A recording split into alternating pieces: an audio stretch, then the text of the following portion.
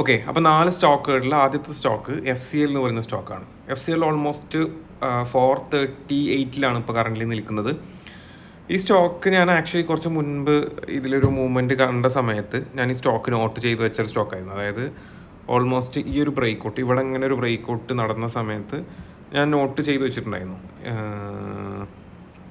Intraday movement നോക്കുന്നുണ്ടെങ്കിൽ ഇപ്പോൾ almost ഈ ഒരു പോയിന്റിൽ നമ്മൾ നോക്കുന്നുണ്ടെങ്കിൽ ഇവിടെ ഇത്തരത്തിലുള്ള ആക്ടിവിറ്റി കണ്ടപ്പോൾ നോട്ട് ചെയ്ത് വെച്ചിട്ടുണ്ടായിരുന്നു. പക്ഷേ ഞാൻ എക്സ്പെക്റ്റ് ചെയ്തത് ഒരു റീട്രേസ്മെൻറ്റ് നടന്നിട്ട് മൂവ് ചെയ്യുമെന്നുള്ളതാണ്. അതായത് ഞാനൊരു റീട്രേസ്മെൻറ്റിന് വേണ്ടി വെയിറ്റ് ചെയ്തു ആക്ച്വലി.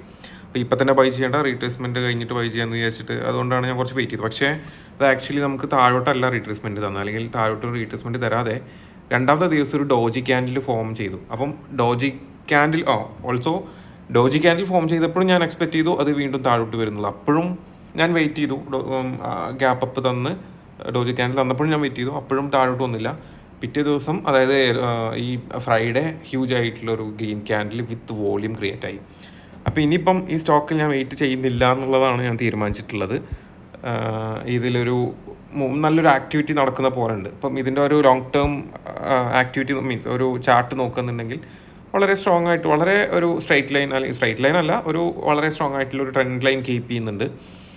അതുപോലെ തന്നെ ഇവിടെ വേറൊരു കാര്യം എന്ന് പറയുന്നത്, ഇപ്പം ഈ ഒരു ഇവിടുന്ന് തന്ന ഒരു റിവേഴ്സലിന് ശേഷം ഈ സ്റ്റോക്ക് വളരെ സ്ലോ ആയിട്ടാണ് ഈ ഒരു എന്താ പറയുക റെസിസ്റ്റൻസ് ഏരിയയിലേക്ക് എത്തിയിട്ടുള്ളത്. വിച്ച് ഈസ് അത് ഭയങ്കര പോസിറ്റീവായിട്ടുള്ളൊരു എന്താ പറയുക ഫോർമേഷനാണ്. ഞാൻ എപ്പോഴും പറയുന്നത്, എപ്പോഴും അല്ല, ഞാൻ ഇങ്ങനത്തെ സിറ്റുവേഷൻസ് വരുമ്പോൾ പറയുന്നൊരു കാര്യമാണത്.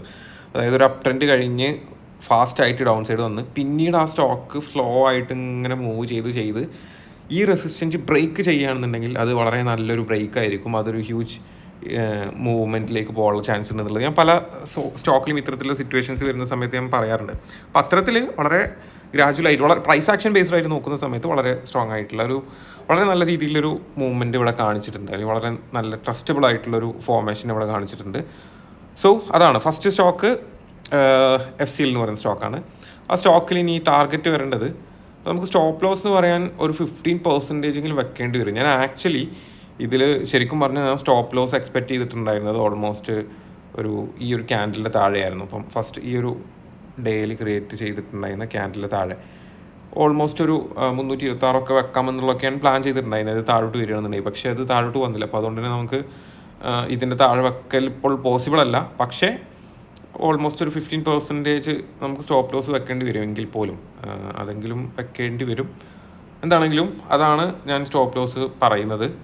പക്ഷേ നിങ്ങൾക്ക് ഷോർട്ടിങ് അറിയാം, ഷോർട്ടിങ് ചെയ്ത് പരിചയമുണ്ട്, ഷോർട്ടിങ് ചെയ്യാൻ കോൺഫിഡൻ്റ് ആണെന്നുണ്ടെങ്കിൽ നിങ്ങൾക്ക് വേണമെങ്കിൽ സ്റ്റോപ്പ് ലോസ് ഈ ഒരു മൂവിങ് ആവറേജിൻ്റെ താഴെ, അതായത് ഓൾമോസ്റ്റ് 350 ലെവലിൽ നിങ്ങൾക്ക് സ്റ്റോപ്പ് ലോസ് വെക്കാൻ വേണ്ടി പറ്റും, 353 ലെവലിൽ. പക്ഷേ നിങ്ങൾ ഷോർട്ട് ചെയ്തിട്ട് ആ ലോസ് കവർ ചെയ്തെടുക്കാനുള്ളൊരു സ്കില്ല് നിങ്ങൾക്ക് വേണം എന്നുള്ളത് മാത്രമേ ഉള്ളൂ.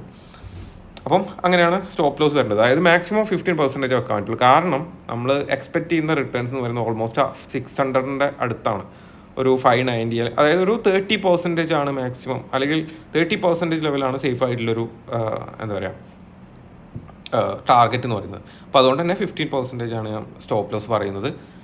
സോ നിങ്ങളുടെ ഒരു സ്കില്ലിനനുസരിച്ചിട്ട് നിങ്ങൾക്ക് ബാക്കി കാര്യങ്ങൾ പ്ലാൻ ചെയ്യാൻ വേണ്ടി പറ്റും. അതാണ് സോ ഫസ്റ്റ് സ്റ്റോക്ക്. ഇനി രണ്ടാമത്തെ സ്റ്റോക്ക് ഗ്രാനുവൽസ് എന്ന് പറയുന്ന സ്റ്റോക്കാണ്.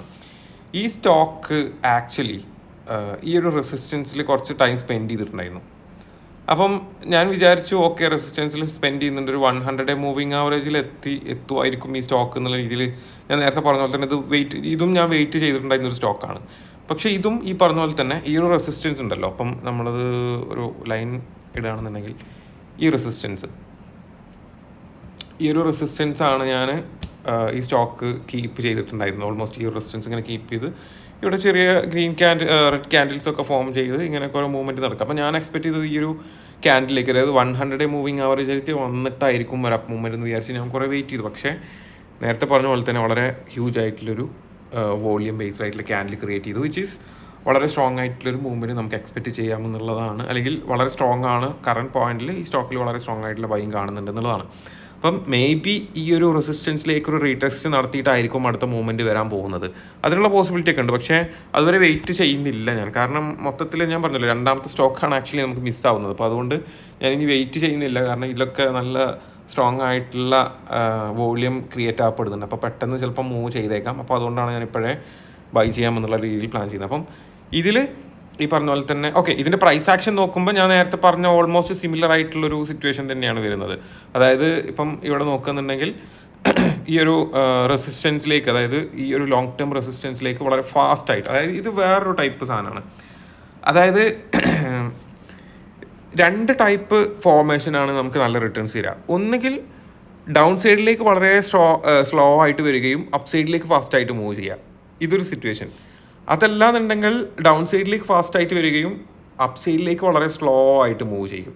ഇത് രണ്ടും നമുക്ക് പെർഫോമൻസ് തരും. പക്ഷേ താഴോട്ട് ഫാസ്റ്റ് മുകളിലോട്ടും ഫാസ്റ്റ് ആണെന്നുണ്ടെങ്കിൽ അത് മിക്കവാറും താഴോട്ട് തന്നെയാണ് പോകുക, അത് മുകളിലോട്ട് പോകാറില്ല സാധാരണ. അപ്പം ഇങ്ങനെ ഒരു കാര്യം. അപ്പോൾ അതിൽ ഞാൻ ഫസ്റ്റ് പറഞ്ഞ സ്റ്റോക്കിൽ വളരെ ഫാസ്റ്റായിട്ട് താഴോട്ട് വന്നു, പക്ഷേ മുകളിലോട്ട് വളരെ സ്ലോ ആയിട്ടാണ് മൂവ് ചെയ്തത്, അല്ലേ? അങ്ങനെയാണ് സിറ്റുവേഷൻ വന്നത്. പക്ഷേ ഇവിടെ നോക്കുമ്പോൾ താഴോട്ട് ഒരുപാട് കാലമായിട്ട് താഴോട്ട് വന്നുകൊണ്ടിരിക്കുകയാണ്, പക്ഷേ മുകളിലോട്ട് വളരെ സ്ട്രോങ് ആയിട്ട് വളരെ ഫാസ്റ്റ് ആയിട്ടാണ് ഇത്രയും ടൈം പീരീഡിലാണ് മുകളിലോട്ട് മൂവ് ചെയ്തത്, ഇത്രയും ടൈം പീരീഡിലാണ് താഴോട്ട് വന്നത്. അപ്പോൾ ഞാൻ നേരത്തെ പറഞ്ഞ ഫോർമേഷൻ, അപ്പം ഇത് എൻ്റെ എക്സ്പീരിയൻസിൽ നിന്ന് എനിക്ക് മനസ്സിലായൊരു കാര്യമാണ് ഇത്തരത്തിലുള്ള ഫോർമേഷൻസ്. അപ്പോൾ ഈ 2 ഫോർമേഷനിൽ ഒരു ഫോർമേഷൻ, ആദ്യം പറഞ്ഞ ഫോർമേഷൻ വന്നു, ഇത് ഇപ്പോൾ രണ്ടാമത്തെ ഫോർമേഷൻ, ഇതും വർക്ക് ആവാറുണ്ട്. അപ്പം പോരാത്തതിൻ്റെ ഒരു ബ്രേക്ക് ഔട്ട് കിട്ടി എന്നുള്ളതും ഒരു കൺഫർമേഷൻ. അപ്പം അങ്ങനെയാണ് ഇതിലുള്ള ഒരു പ്രൈസ് ആക്ഷൻ എന്ന് പറയുന്നത്. അപ്പം ഓക്കെ, ഇനി ഇതിൽ ടാർഗറ്റ് വരുന്നത്, സ്റ്റോപ്പ് ലോസ് ഞാൻ പറയുന്നത് ഓൾമോസ്റ്റ് ഒരു മിനിമം 10 ഇടണം, 15 ഇട്ട് കഴിഞ്ഞാൽ സേഫ്. അതായത് 100 മൂവിങ് ആവറേജിൻ്റെ താഴെ സ്റ്റോപ്പ് ലോസ് വരുന്നതാണ് സേഫ് ആയിട്ടുള്ള സ്റ്റോപ്പ് ലോസ്. പക്ഷേ ഇതിൽ വേറൊരു പ്രശ്നം എന്ന് പറയുന്നത്, ഇതിൽ ഞാനൊരു 30% ഒന്നും കറൻ്റ് അങ്ങനെ പറയുന്നില്ല. ഒരു 24-25 റേഞ്ചിൽ 25%, 20% കിട്ടിക്കഴിഞ്ഞാൽ പിന്നെ പ്രോഫിറ്റ് ബുക്ക് ചെയ്യാൻ തുടങ്ങണം എന്നുള്ളതാണ് എൻ്റെ ഒരു പേഴ്സണൽ സജഷൻ. അതായത് 550 എത്തിക്കഴിഞ്ഞാൽ നമുക്ക് സ്ലോ ആയിട്ട് പ്രോഫിറ്റ് ഇങ്ങനെ ബുക്ക് ചെയ്യാൻ തുടങ്ങാം. പിന്നെ കംപ്ലീറ്റ് സ്റ്റോക്കും ഹോൾഡ് ചെയ്ത് കുറച്ച് ബുക്ക് ചെയ്ത് തുടങ്ങുക എന്നുള്ളതാണ് ഗ്രാനുവൽസിലുള്ള ഒരു ട്രേഡ് പ്ലാൻ എന്ന് പറയുന്നത്. സോ ഇനി നമുക്ക് മൂന്നാമത്തെ സ്റ്റോക്കിലേക്ക് പോവാം. മൂന്നാമത്തെ സ്റ്റോക്ക് ഫെഡറൽ ബാങ്ക് എന്ന് പറയുന്ന സ്റ്റോക്കാണ്. വളരെ വളരെ അടിപൊളിയായിട്ടുള്ളൊരു 2 ക്യാൻഡിലാണ് നമുക്ക് റീസെൻ്റ്ലി കിട്ടിയിട്ടുണ്ടായിരുന്നത്. ഞാൻ ഈ ഒരു ക്യാൻഡിൽ വന്നപ്പോൾ ആക്ച്വലി ഇവിടുന്ന് റെസിസ്റ്റൻസ് ഫേസ് ചെയ്യും, കുറച്ച് ടൈം എടുക്കും എന്നൊക്കെ വിചാരിച്ചു. പക്ഷേ വളരെ സ്ട്രോങ് ആയിട്ടുള്ള, വീണ്ടും അതിലും വലിയ വോളിയത്തിലാണ് അടുത്ത ക്യാൻഡിൽ ക്രിയേറ്റ് ചെയ്യപ്പെട്ടത്. അതായത് ഫെഡറൽ ബാങ്ക് പോലുള്ള ഒരു സ്റ്റോക്കിൽ ഇത്തരത്തിലുള്ള മൂവ്മെൻറ്റ് വരിക എന്ന് പറയുന്നത് വളരെ അൺഎക്സ്പെക്റ്റഡ് ആയിട്ടുള്ള മൂവ്മെൻറ്റ് തന്നെയാണ്. അപ്പം എന്തെങ്കിലും ഒരു ആക്ടിവിറ്റി ഇവിടെ നടന്നിട്ടുണ്ടാവാം എന്ന് ഞാൻ എക്സ്പെക്റ്റ് ചെയ്യുന്നു. പോരാത്തതിന് ഫെഡറൽ ബാങ്കാണ്, നമുക്കറിയാം വളരെ നല്ലൊരു ബാങ്കാണ്. നമ്മൾ പൊതുവേ നമുക്കിത് ഇവിടുത്തെ ബാങ്കിൻ്റെ ഒരു ഓവറോൾ കണ്ടീഷൻ നോക്കുന്നുണ്ടെങ്കിൽ നല്ല ഫ്യൂച്ചറിലുള്ളൊരു ബാങ്കും കൂടിയാണ്. അപ്പോൾ അതുകൊണ്ട് നല്ല ഇൻവെസ്റ്റ്മെൻറ്റ്സ് വരാനുള്ള പോസിബിലിറ്റി ഉണ്ട്. അങ്ങനെ മൊത്തത്തിൽ നിങ്ങൾക്കിപ്പം ലോങ് ടേമിലേക്ക് ഫെഡറൽ ബാങ്ക് ചൂസ് ചെയ്യണമെന്നുണ്ടെങ്കിലും ഞാൻ വളരെയധികം റെക്കമെൻഡ് ചെയ്യും. കാരണം ഞാൻ ഓൾറെഡി ഫെഡറൽ ബാങ്കിനെ കുറിച്ചൊക്കെ ഒരുപാട് നോക്കിയിട്ടുണ്ട്. അപ്പോൾ അതുകൊണ്ട് ഫെഡറൽ ബാങ്ക് ലോങ് ടേമിലേക്കും വളരെ നല്ലൊരു പിക്കായിരിക്കും. അപ്പോൾ നിങ്ങൾക്ക് ഇത് വേണമെങ്കിൽ ഒരു എപ്പോഴാണോ പ്രോഫിറ്റ് കിട്ടുന്നത് അപ്പോൾ വിൽക്കാമെന്നൊക്കെ ഒരു പ്ലാനിങ്ങിൽ ഹോൾഡ് ചെയ്യാനൊക്കെ പറ്റുന്ന രീതിയിലൊരു സാധനം തന്നെയാണ് ഈ ഫെഡറൽ ബാങ്ക് എന്ന് പറയുന്നൊരു സ്റ്റോക്ക്. അപ്പോൾ ഇതിൽ നടന്ന ബ്രേക്ക് ഔട്ട് എന്ന് പറയുന്നത് ഇതാണ്. ഇപ്പോൾ ഞാൻ വരച്ചിട്ടുള്ള ഈ ഒരു ലൈനിനെ ബേസ് ചെയ്തിട്ടുള്ളൊരു ബ്രേക്ക് ഔട്ട്. അതായത് ഇവിടെ ഓൾറെഡി നമുക്ക് കുറച്ച് മുൻപ് ഇവിടുന്ന് ഒരുപാട് കാലം, ഫസ്റ്റ് ഓഫ് ഓൾ ഇത് നോക്കുകയെന്നുണ്ടെങ്കിൽ ഇതിൻ്റെ ഒരു ഫോർമേഷൻ ഉണ്ടല്ലോ, അതായത് ഫസ്റ്റ് ഡൗൺ സൈഡിലേക്ക് വന്നിട്ട് പിന്നീട് ഒരുപാട് ടൈം എടുത്തിട്ട് ഒരുപാട് കൺസോൾട്ടേഷൻ എടുത്തിട്ടാണ് ഇത് ഈ ഒരു റെസിസ്റ്റൻസിലേക്ക് ആക്ച്വലി എത്തിയത്. ഇപ്പോൾ ഇത് നമ്മൾ ഡിവൈഡ് ചെയ്ത് നോക്കുകയെന്നുണ്ടെങ്കിൽ ഇപ്പം കൊറോണ വൈറസിൻ്റെ ആ ഒരു പോർഷനാണിത്. അത് അവോയ്ഡ് ചെയ്യുകയാണെന്നുണ്ടെങ്കിൽ ഓൾമോസ്റ്റ് ഞാൻ പറഞ്ഞല്ലോ ഇത്രയും ടൈം എടുത്തിട്ടാണ്, ഇത്ര ടൈമിലാണ് താഴോട്ട് വന്നത്. പക്ഷേ റിവേഴ്സിൽ ഓൾമോസ്റ്റ് ഇവിടെ നിന്ന് അതായത് കുറച്ച് ടൈം കൂടുതൽ എടുത്തിട്ടുണ്ട് റിവേഴ്സ് ചെയ്യാൻ വേണ്ടിയിട്ട്. അപ്പം അതും ഈ പറഞ്ഞ പോലെ തന്നെ ഒരു കണ്ടീഷനാണ്. പിന്നെ അത് മാത്രമല്ല, ഇതിൽ വേറൊരു കാര്യം, ഇതല്ല ആക്ച്വലി റീസൺ. പക്ഷേ ഇതിലുള്ള റീസൺ എന്ന് പറയുന്നത് ഈ ഒരു ടൈം പീരീഡിൽ ഒരുപാട് ടൈം കൺസോൾഡേറ്റ് ചെയ്യുകയാണ് ചെയ്തിട്ടുള്ളത്. കൺസോൾഡേറ്റ് ചെയ്യുക മീൻസ് ഞാൻ ഉദ്ദേശിച്ചത് ഒരു ട്രെൻഡിങ് മാർക്കറ്റ് ആയിരുന്നെങ്കിൽ പോലും ഇതിൽ ഫാസ്റ്റ് ആയിട്ടില്ല. ഇപ്പം ഈ ഒരു ക്യാൻഡിൽ നോക്കുക, ഇപ്പം ഇന്ന് ക്രിയേറ്റ് ആകപ്പെട്ടുള്ള ക്യാൻഡിൽ അല്ലെങ്കിൽ ഇത്തരത്തിലുള്ളൊരു മൂവ്മെൻറ്റ് പാസ്റ്റ് ഡാറ്റയിൽ എപ്പോഴെങ്കിലും വന്നിട്ടുണ്ടോ എന്ന് നോക്കിക്കഴിഞ്ഞാൽ വളരെ കുറച്ചായിരിക്കും. അല്ലെങ്കിൽ അത് നമുക്ക് കാണാൻ തന്നെ കഴിയുന്നില്ല അത്തരത്തിലുള്ള മൂവ്മെൻറ്റ്. അതായത് ഒരുപാട് കാലത്തിന് ശേഷം അല്ലെങ്കിൽ വളരെ അൺഎക്സ്പെക്റ്റഡ് ആയിട്ടാണ് ഇത്തരത്തിലുള്ളൊരു മൂവ്മെൻറ്റ് ഫെഡറൽ ബാങ്കിൽ നടന്നിട്ടുള്ളത്. അപ്പോൾ ഇത് വളരെ അൺഎക്സ്പെക്റ്റഡ് ആണ്.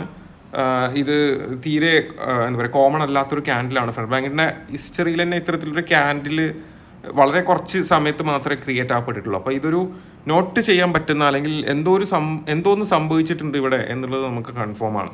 അപ്പോൾ അതുകൊണ്ട് തന്നെ ഇത് വേറൊരു ട്രെൻഡിലേക്കൊക്കെ പോകാനുള്ള ചാൻസ് ഉണ്ട്. ഫെഡറൽ ബാങ്കിന് ഒരുപാട് കാലമായിട്ട് വളരെ ഫാസ്റ്റ് ആയിട്ടുള്ള അല്ലെങ്കിൽ വളരെ ഹ്യൂജ് അപ്പ് മൂവ്മെൻ്റ് ഒന്നും തരാത്തൊരു സ്റ്റോക്കായിരുന്നു ഫെഡറൽ ബാങ്ക്. പക്ഷേ ഇനി മുതൽ ചിലപ്പോൾ എന്താ പറയുക, ഇത്തരത്തിലുള്ള ക്യാൻഡിൽസും വളരെ ഫാസ്റ്റ് ആയിട്ടുള്ള മൂവ്മെൻ്റ് ഒക്കെ ചിലപ്പോൾ നമുക്ക് എക്സ്പെക്ട് ചെയ്യാൻ പറ്റും. അത്തരത്തിലൊരു ട്രെൻഡ് ചേഞ്ച് വരുമ്പോഴാണ് ഇങ്ങനെ അൺഎക്സ്പെക്റ്റഡ് ആയിട്ടുള്ള അല്ലെങ്കിൽ കോമൺ അല്ലാത്ത രീതിയിലുള്ള മൂവ്മെൻറ്റ് സാധാരണ സ്റ്റോക്കുകൾ തരാറ്. അപ്പോൾ അത്തരത്തിൽ കോമൺ അല്ലാത്ത അൺഎക്സ്പെക്റ്റഡ് ആയിട്ടുള്ള ഒരു മൂവ്മെൻറ്റ് ഫെഡറൽ ബാങ്കിൽ നമുക്ക് എക്സ്പെക്റ്റ് ചെയ്യാം. ഇതിൽ നമ്മൾ സ്റ്റോപ്പ് ലോസ് വരേണ്ടത്, നിങ്ങളിപ്പോൾ ലോങ് ടേമിലേക്കാണെന്നുണ്ടെങ്കിൽ അല്ലെങ്കിൽ ഒരു 6 months ഒക്കെ ഹോൾഡ് ചെയ്യുന്ന ആളാണെന്നുണ്ടെങ്കിൽ 15% സ്റ്റോപ്പ് ലോസ് വെക്കാം. അതല്ല ഇനിയിപ്പോൾ ഇൻട്രാഡേ ആണ്, ഈ ഷോർട്ട് ടേം ട്രേഡിംഗ് ആണെന്നുണ്ടെങ്കിൽ 15% സ്റ്റോപ്പ് ലോസ് വെക്കാം. ഇതിൽ പക്ഷേ ഞാൻ നേരത്തെ പറഞ്ഞ പോലെ തന്നെ 20+ ആണ് ഞാൻ പറയുന്നത്. ഒരു 25% ഒക്കെയാണ് നമുക്ക് സ്റ്റോപ്പ് ലോസ് ടാർഗറ്റ് എക്സ്പെക്ട് ചെയ്യാൻ പറ്റുന്നത്. പക്ഷേ ഞാൻ പറഞ്ഞല്ലോ, ചിലപ്പോൾ പറയാൻ പറ്റില്ല. ഫെഡറൽ ബാങ്കിൽ അൺഎക്സ്പെക്റ്റഡ് മൂവ്മെൻ്റ് ആണ്. ഞാൻ പറഞ്ഞല്ലോ, ഒരു കോമൺ ആയിട്ടുള്ളൊരു അല്ലെങ്കിൽ ഇതിൽ ഓൾറെഡി നടക്കുന്ന ഒരു ടൈപ്പ് മൂവ്മെൻ്റ് അല്ല നമുക്ക് കിട്ടിയിട്ടുള്ളത്.